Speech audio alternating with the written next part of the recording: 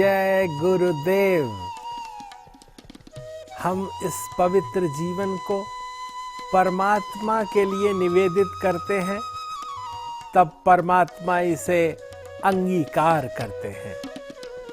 हम अपवित्र वस्तु परमात्मा को निवेदित नहीं करते, जैसे सूंघा हुआ फूल परमात्मा को नहीं अर्पित करते, जैसे जलाई हुई सूंघी हुई अगरबत्ती परमात्मा के लिए नहीं जलाते, जैसे हम अपने पवित्र अंतःकरण को शुभ्रता के साथ, शुचिता के साथ नारायण के चरण में अर्पित करते हैं, तो वे स्वीकार कर लेते हैं। पाप प्रक्षालन की एक प्रक्रिया है और उस प्रक्रिया से हम अपने आप को निर्मल बना सकते हैं।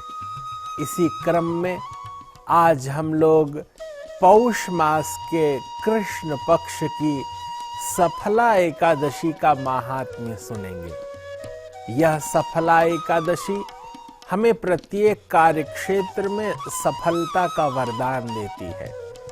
हम चाहे जितने पाप कर्मरत हों, लेकिन यदि परमात्मा की कृपा से अपने आप का परिष्कार कर सके तो हम जीवन में सफलता को प्राप्त करते हैं, भगवान की प्रीति प्राप्त होती है।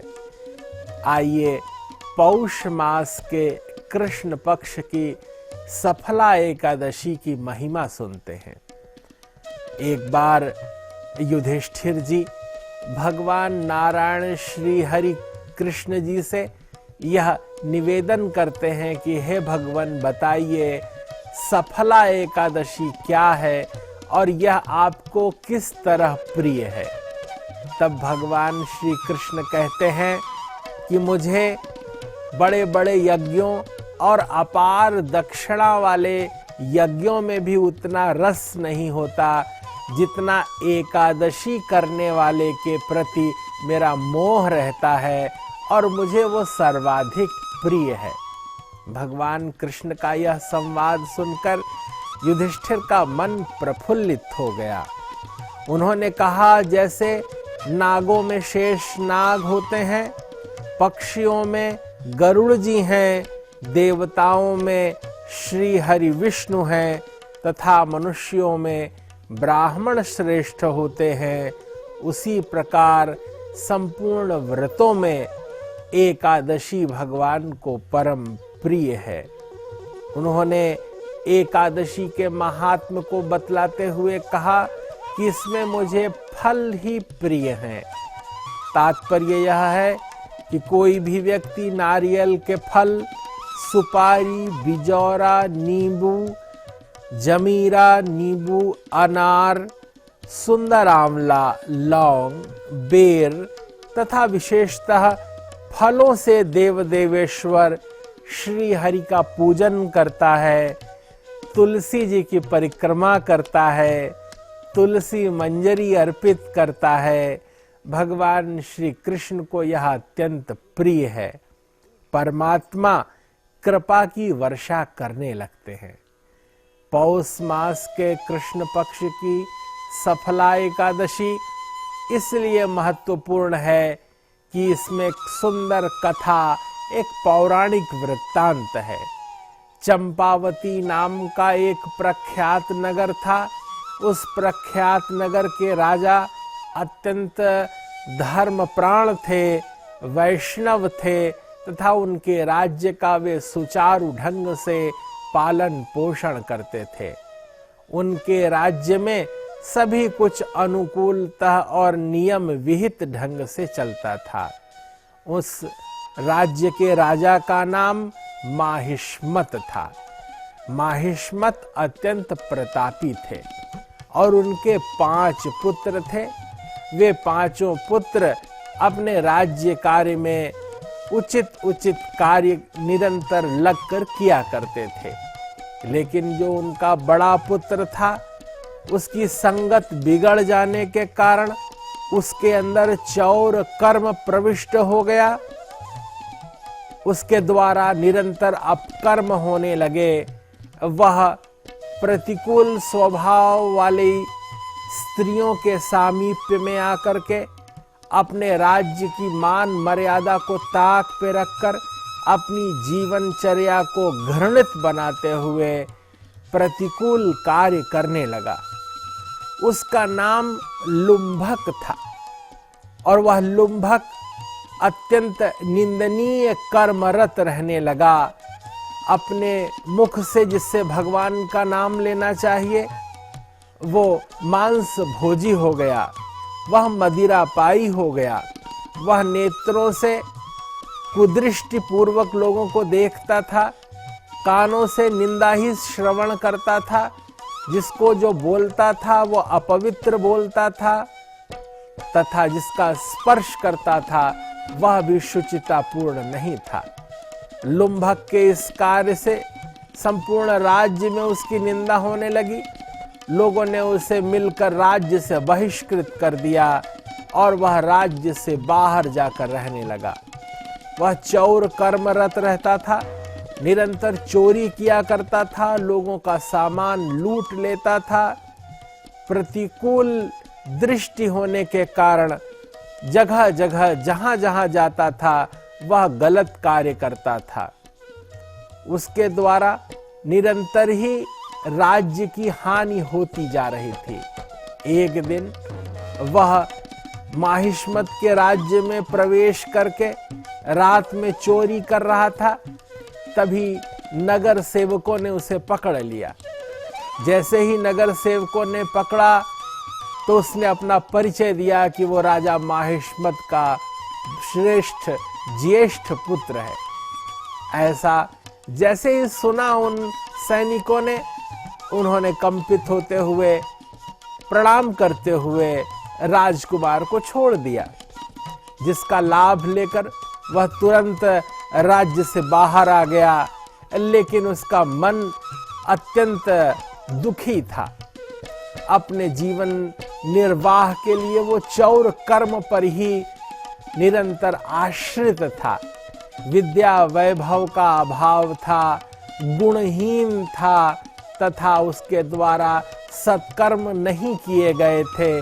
साधु संतों का संग न करने के कारण उसके अंदर सुमति नहीं थी और उस कुमति के प्रभाव से वह निरंतर प्रतिकूल कार्य ही करता रहता था। लेकिन संयोग की बात है, एक दिन उसके पैर में चोट लग गई और उसके पास खाने के लिए कुछ नहीं था। वह दशमी तिथि थी। दशमी की तिथि में वो एक पेड़ के नीचे लेटा रहा। वस्त्रों के अभाव में रात उसे नींद नहीं लगी और वह खाली पेट सारी रात लेटा रहा। सुबह भी कुछ अचेत सा हो गया था। एकादशी के दिन दोपहर तक वह लेटा ही रहा अचेत होकर। सायंकाल किसी तरह उठता है, वन क्षेत्र में जाकर के कुछ फल तोड़ता है और फल लेकर जैसे ही वो रात्रि होते होते गोधूली वेला में अपने ठिकाने पर पहुंचता है, वृक्ष के नीचे वह सारे फल वृक्ष के नीचे अर्पित करते हुए कहता था, हे माधव मुकुंद, हे नारायण, मैं आपको ये समस्त फल अर्पित कर रहा हूं। दैव योग से उसके मुख से यह बात निकल जाने के अनंतर रात्रि में वह फिर शीतकाल के प्रभाव के कारण ठिठुरता ही लेटा रह गया। उसने कुछ खाया पिया नहीं। ब्राह्म मुहूर्त में आकाशवाणी होती है, भगवान नारायण प्रसन्न हो जाते हैं। एकादशी मैया की कृपा उस पर बरसने लगती है। चारों ओर पुष्प वर्षा होने लगी। देवताओं ने प्रसन्न होकर आशीर्वाद दिया और कहा कि तुमने यह जो सफला एकादशी का व्रत सफलता पूर्वक पूर्ण कर लिया है, इसके प्रभाव से तुम आगामी 15 वर्षों तक तुम्हारा अखंड राज्य रहेगा। तुम्हें श्रेष्ठ संतान प्राप्त होगी, तुम्हारा सुंदर विवाह होगा। और इसके अनंतर वह राजा बन गया और पृथ्वी पालक बनकर धर्म कार्य करने लगा। पुत्रोत्पत्ति के अनंतर जब उसकी संतान 15 वर्ष की हो गई, तब उसको वह राज्य सौंप करके वन में चला गया और भगवान नारायण की पूजा अर्चना वंदना करते हुए जीवन व्यतीत करने लगा, सत्संग करने लगा, गुणी जनों का साथ करने लगा। परमात्मा की कृपा से यदि हमारे जीवन में कभी एक संबल मिल जाए, एक सहारा मिल जाए, जिसके माध्यम से हम अपने आप को सद्मार्ग में लगा सकें, ज्ञान मार्ग में लगा सकें, तप अर्चन वंदन में लगा सकें, तो हमारे जीवन की पूर्णता हो जाएगी, हमें परमात्मा की कृपा प्राप्त होगी। पौष मास के कृष्ण पक्ष की सफला एकादशी व्रत का यह महात्म्य है कि जो भी यह कथा सुनता है उसके जीवन में सत्कर्म का उसे अवसर प्राप्त होता है, उसे भगवान की कृपा प्राप्त होती है। जो इस कथा की स्वीकृति, इसमें सहमति अपनी अंकित करता है, परमात्मा उस पे कृपा करते हैं। जो इस कथा का प्रसार करता है, भगवान उसे सत्संग का अवसर प्रदान करते हैं। जिसके जीवन में ज्ञान, तप, ओज और तेज का प्रसार चाहिए, उसके जीवन में एकादशी व्रत की महिमा का, ज्ञान का भी प्रसार मिल जाए तो मणिकांचन सही संयोग हो जाता है। तो मणिकांचन संयोग हो जाता है, निरंतर उत्सव आनंद की प्रतीति होने लगती है। आप सबके जीवन में शुभता हो, आपके कार्य निर्विघ्न संपन्न हो, आपके अंदर भगवदीय चेतना निर्मित हो, संपूर्ण विश्व में त्याग, ज्ञान, ओज, तेज और शांति का विस्तार हो।